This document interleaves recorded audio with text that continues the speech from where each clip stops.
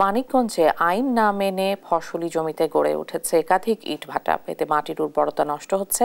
পরিস্থিতি জানাতে সরাসরি যুক্ত হচ্ছেন সহকর্মী আব্দুল আলিম। আলিম, অবৈধ ইটভাটা বন্ধে প্রশাসনের নজরদারি বা ভূমিকা দেখছেন কিনা?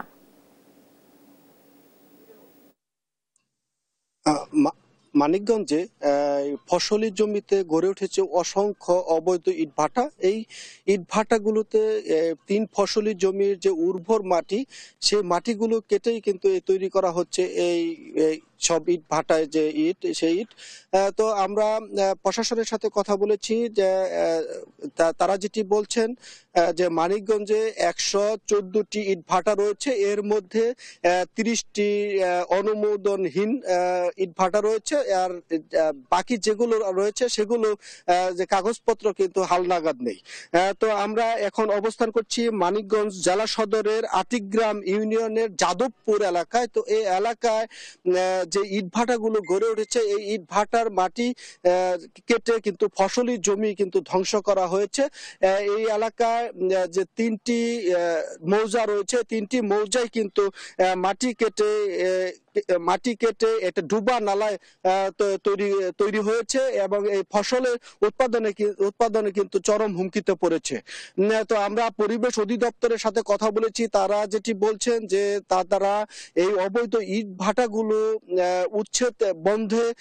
উচ্ছেদ অভিযান সহ তারা নিয়মিত অভিযান পরিচালনা করছেন।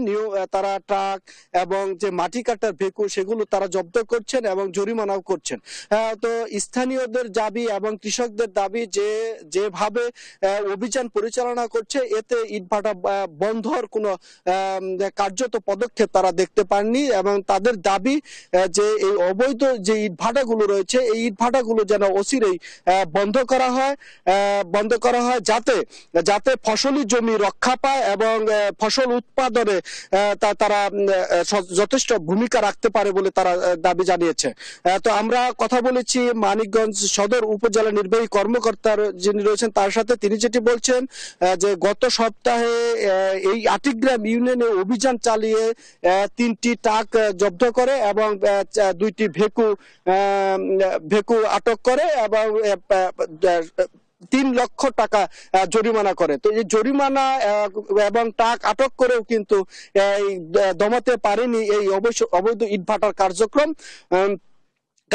তো আমরা ইটভাটা মালিক সমিতির সাথে কথা বলেছি, তারা যেটি বলছেন যে অবৈধ ইটভাটাগুলো রয়েছে যে 3 ফসলি জমির মাঝখানে, সেই ইটভাটাগুলো যদি বন্ধ করা হয় তাহলে এই দেশের উন্নয়নে কিন্তু ব্যাহত হবে বলে তাদের দাবি। তো এই স্থানীয় যে কৃষক যারা রয়েছেন এবং সুশীল সমাজের যারা রয়েছেন, তারা যেটি বলছেন যে এই ইটভাটাগুলো অবশ্যই নিয়ন্ত্রণ করা দরকার। নিয়ন্ত্রণ না হলে কৃষি জমি একেবারে বিলীন হয়ে যাবে এবং উৎপাদনে যে কৃষি পণ্য উৎপাদন সেটি মারাত্মক ব্যাহত হবে।